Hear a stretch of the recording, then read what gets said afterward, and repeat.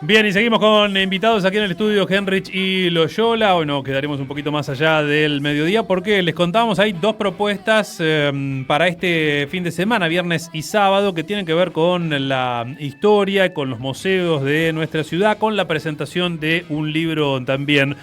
Un museo no se construye en soledad, por eso en conjunto el Museo y Archivo Histórico de Bahía Blanca y Ferro White están invitando a este encuentro con Daniel James y Mirta Lobato. Van a estar presentando su último libro, Paisajes del Pasado, relatos e imágenes de una comunidad obrera. Es la primera convocatoria. Está Juan Soria, que es profe de historia y también parte del equipo del Museo y Archivo Histórico de Bahía Blanca, para contarnos de qué se trata y por qué no pueden perderse esta invitación. ¿Cómo andas? Gracias por acercarte. Bueno, muchas gracias por la invitación y bueno, por la posibilidad de hablar un poco de lo que va a pasar este fin de semana, viernes y sábado acá en Bahía Blanca. Bueno, contame un poco, si querés, se me ocurría lo siguiente, a ver hasta dónde llegamos con los tiempos. Acá se presenta un libro que tiene que ver con la historia de Berisso, ¿no? Muchos años de laburo ahí de los autores, el autor y la autora que van a estar visitándonos. Un poquito quiénes son ellos y de qué manera laburan y cómo eso se conecta con el laburo que ustedes están haciendo acá en Bahía, en los museos y particularmente en el histórico. Dale. Bien. Bueno, en realidad este viernes y sábado van a estar visitando Bahía Blanca Mirta Lobato y Daniel James, que son probablemente los dos historiadores del mundo del trabajo más importantes que tiene la historiografía argentina en este momento, ¿sí? Durante más de 30 años han trabajado la comunidad obrera de Berisso, que se articuló en torno a los frigoríficos Swift y Armour. Y bueno, Mirta Lobato, bueno, ella es historiadora, es profesora es doctora en historia por la UBA, autora de libros clásicos de la historiografía del mundo del trabajo en la Argentina, como La vida en las fábricas, La prensa obrera, libros sobre las reinas de belleza durante el peronismo, ¿sí? Y Daniel James es un historiador inglés, sí, es de origen inglés, que es profesor actualmente, si no me equivoco, en Estados Unidos, ¿sí? Autor de un libro clásico sobre la historia de la relación entre el peronismo y las clases trabajadoras, que es Resistencia e Integración, y de Doña María, un compendio de trabajos donde él investiga la vida de una dirigente sindical de Berisso, ¿no? de una obrera de los frigoríficos de Berisso. Bueno, son dos figuras muy importantes para quienes hacemos historia del trabajo, del mundo del trabajo, los trabajadores, las trabajadoras de las comunidades obreras. Y en relación a lo que preguntabas en torno a cuál es la relación que tiene esta visita, ¿no? con los museos, de alguna forma, tanto la propuesta de Ferro White como también la propuesta del Museo del Puerto, donde ellos van a estar el sábado a las 15:30, también con otra actividad. El trabajo de formación de un archivo oral, de entrevistas a trabajadores, a trabajadoras de las comunidades, del puerto, del ferrocarril, bueno, responde un poco a una propuesta, una propuesta metodológica e historiográfica que de alguna manera James y Lobato son quienes encaran y quienes traen al país las propuestas de la historia oral, junto obviamente a otros historiadores e historiadoras, de la historia social del trabajo en relación a los estudios de género, a los estudios en torno a la raza, a la etnia. Al analizar a la clase trabajadora en su complejidad en clave histórica, ellos recuperan los aportes de la historiografía social británica, de autores como Eric Hobsbawm y P. Thompson, y lo reeditan, por así decirlo, lo repiensan a partir de la propia historia de los trabajadores y las trabajadoras de la Argentina.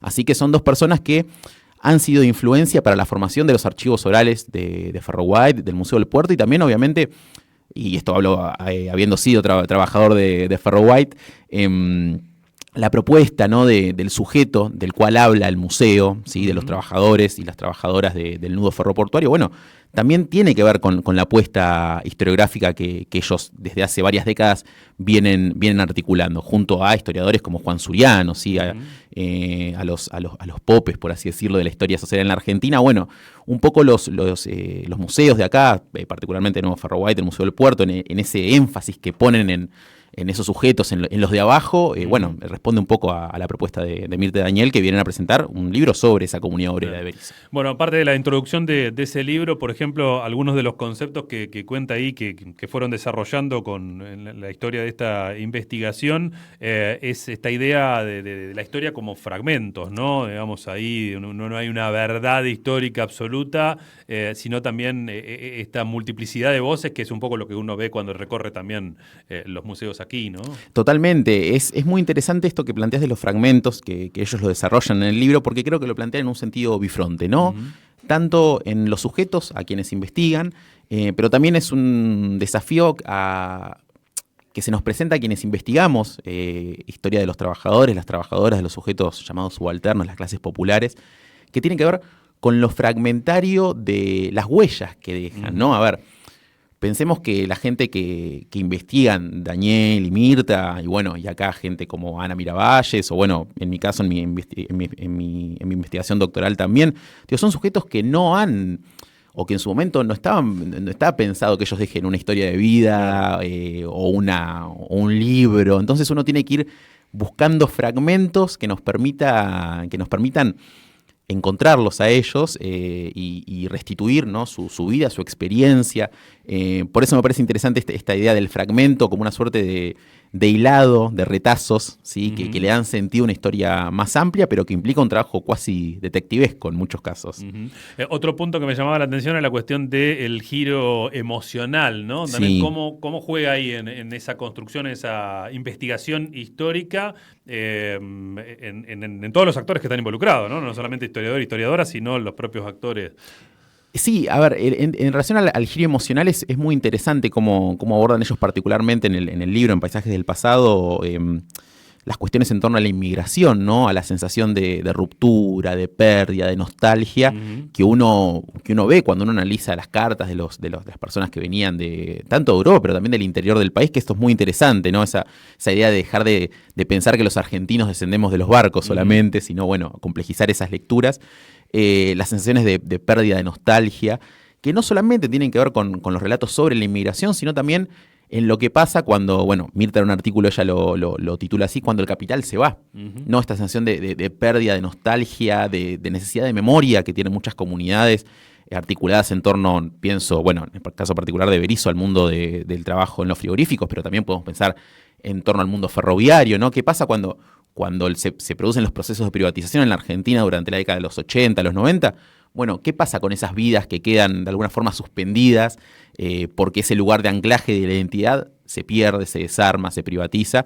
Y ellos también trabajan, cómo las comunidades lidian con esa pérdida, ¿no? Cómo negocian esas pérdidas y qué producen a partir de estos procesos, museos, documentales, un poco también, volviendo un poco a la pregunta del principio, ¿no? Uno piensa en una apuesta como la de Ferro White, digo, en torno a, bueno, un museo que surge un poco del desguace. Bueno, es una forma que tienen las comunidades también de lidiar con la propia pérdida, ¿no?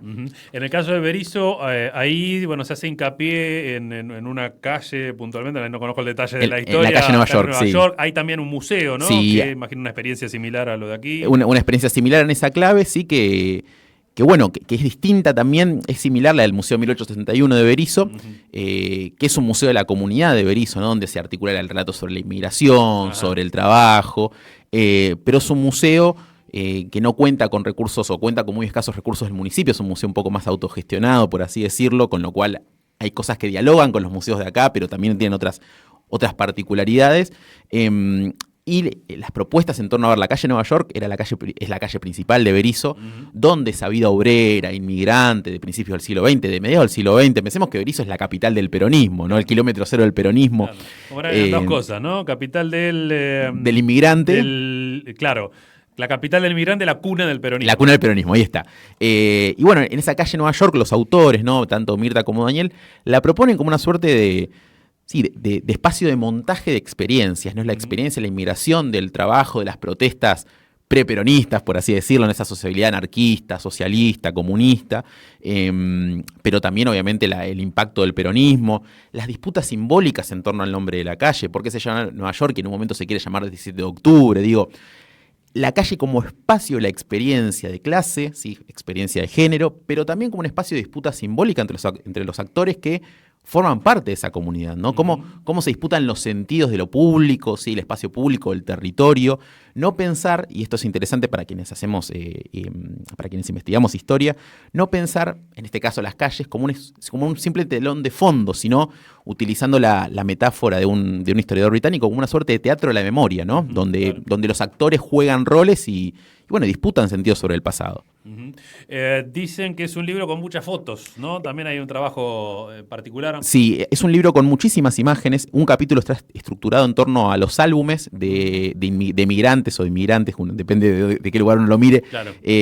Ucranianos, croatas, sí, y cómo esos álbumes, que en principio son familiares, que pueden servir para leer los procesos de formación de identidades nacionales, ¿sí? Procesos de politización, experiencia de clase. Hay algo que uno va aprendiendo con el tiempo, ¿no? Que las imágenes no son solamente algo ilustrativo, es decir, cómo se trabajaba acá, sino que también hablan las imágenes. Claro. Y uno puede, estamos en un estudio de periodismo, cómo la imagen puede hablar al mismo tiempo y cómo uno, como historiador, puede, con las preguntas indicadas, hacer hablar esas imágenes. ¿De qué nos hablan esas imágenes del mundo del trabajo, de la inmigración? No solamente es una forma de decir, estas son las personas de las cuales hablamos, sino, ¿qué aparecen? ¿Qué elementos aparecen en esas imágenes y qué nos cuentan sobre el pasado de esas personas también? En este sentido, cuando vos hablas de los fragmentos, la imagen nos ayuda a recuperar esos fragmentos que a veces están tan dispersos, ¿no? Es interesante una frase en esta línea, dice la imagen y la imaginación, ¿no? Para ver el brillo, las huellas de la historia en imágenes, necesitamos poner las imágenes en acción y nuestra imaginación en marcha. Exactamente, es pensar una suerte de propuesta de imaginación controlada. La imagen no va a decir todo, porque si uno no la contextualiza, no va a decir todo, pero puede tirar algunas pistas. Y sobre eso uno puede, con determinadas limitaciones, imaginar y decir, ¿qué podemos pensar a partir de esto? Hace poco, por una investigación, estaba viendo algunas imágenes sobre las fábricas de bolsas acá del puerto de Ingeniero White, y aparecen imágenes de casamientos, de despedidas solteros en las fábricas de bolsas, ¿no?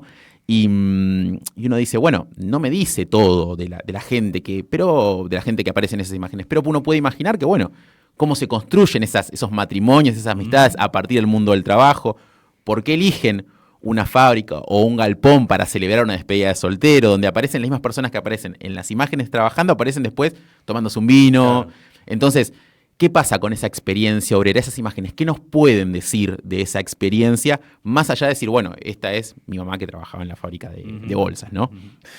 Es la presentación del libro. ¿En qué condiciones se da en el contexto del laburo que ustedes están haciendo en la construcción del museo? Exactamente en eso, ¿no? La presentación se da en un museo en construcción. Esto es importante decirlo antes de hacer la invitación, que obviamente es abierta para todo el mundo, el viernes 28 a las 19 horas, ahí en Saavedra 951.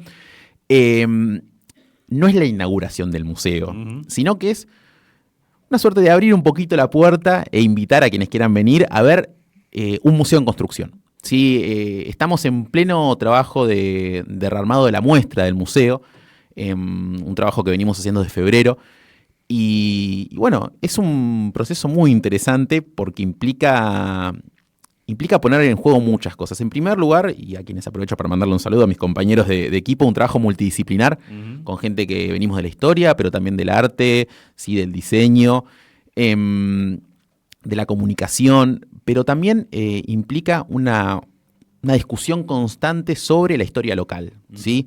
Y un museo o una muestra, mejor dicho, que quiere problematizar la historia de la ciudad, pensar la historia de Bahía Blanca como un problema, ¿sí? Como no creemos que esto sea cuestión de tirar datos anecdóticos, sino de plantear problemas en torno al trabajo, en torno a la inmigración, en torno a la propiedad de la tierra. Y de ahí una suerte de tirar del hilo y empezar a ver qué es lo que pasa ahí. Y en eso estamos, en esa construcción del museo, que aparte uno creo que tiene que pensar que la muestra siempre está en construcción. Nunca hay una muestra que se cierra y queda así incólume para siempre, sino que es algo que va cambiando con el tiempo porque el equipo del museo cambia, las preguntas cambian, los intereses cambian. Pero el viernes lo que van a ver es una muestra que está en pleno armado, si bien va va bastante avanzada, debo decir que hemos avanzado muchísimo en estos meses de trabajo muy, muy arduo.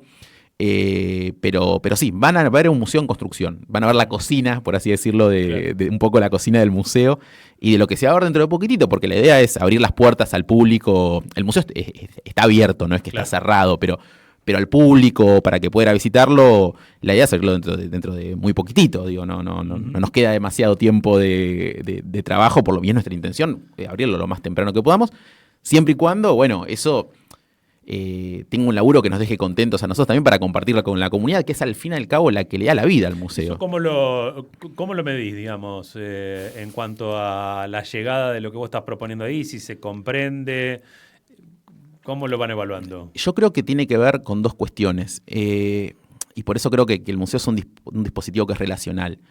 Una cuestión que es importante es el concepto que uno tiene. Uh-huh. Nosotros tenemos conceptos en torno a algunos nudos problemáticos, como te decía, trabajo, inmigración. Después tiene que ver con una propuesta estética, ¿no? Y museográfica de pensar los objetos, qué imágenes, qué textos, que eso se hace todo en paralelo, digo. Y después tiene que ver con la respuesta del público, al fin y al cabo, ¿no? Ir viendo cómo funciona esto, si esto no funciona, esto capaz no va, veamos qué podemos hacer para ir completando la muestra. Pero creo que es por eso te decía que no es algo que se cierra en un momento y decís, listo, pum, hoy abrimos y seguro. Obviamente va a haber un acto de apertura al cual... En algún momento, bueno, presentás algo. Presentamos algo, pero es un proceso abierto. Eso creo que es lo importante tener en cuenta. Bueno, eso es el viernes, ahora al final repetí todos los horarios y demás, pero el sábado, a su vez, hay una propuesta complementaria con James y Lobato. Con James y Lobato, los compañeros del Museo del Puerto y las compañeras del Museo del Puerto hacen una suerte de taller conversatorio, si mal no recuerdo, en las instalaciones del Museo del Puerto, a la cual obviamente está todo el mundo invitado a partir de las 15:30 horas. Un poco en relación, para pensar, esto es una actividad que organizamos desde el Museo Histórico, desde Ferro White y desde el Museo del Puerto. Sí, es un laburo mancomunado de los tres museos, que creo que es muy importante potenciar en este contexto, el laburo mancomunado de las instituciones públicas. Creo que hay que pensarlo en relación a la propuesta que tienen, trabajo con objetos, trabajos con memorias, con imágenes.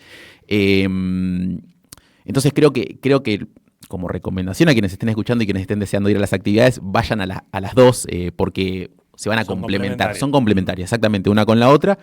Con dinámicas distintas. El viernes es la presentación del libro, y el sábado es una instancia, si mal no recuerdo, una suerte de taller, pero súper interesante. La realidad es que el año pasado tuvimos la suerte de que venga, Mirta estuvo acá en los estudios de FM de la Calle, e hicimos un taller también sobre objetos en Ferro White, y la verdad que tanto para quienes trabajan en museos como para quienes trabajan en docencia y para público en general es muy interesante, así que no se pierdan tampoco lo del sábado en el Museo del Puerto porque va a estar muy bueno. Juan, muchísimas gracias por la visita. Gracias a ustedes por la invitación y aprovecho para pasar el chivo de nuevo. Viernes 28 a las 19 horas presentamos el libro Paisajes del Pasado de Daniel James y Mirta Lobato en el Museo y Archivo Histórico, ahí en Saavedra 951. Y el sábado a las 15:30 también van a estar Daniel y Mirta en el Museo del Puerto, allá en Ingeniero White. Juan Soria, lo escuchaste en FM de la Calle.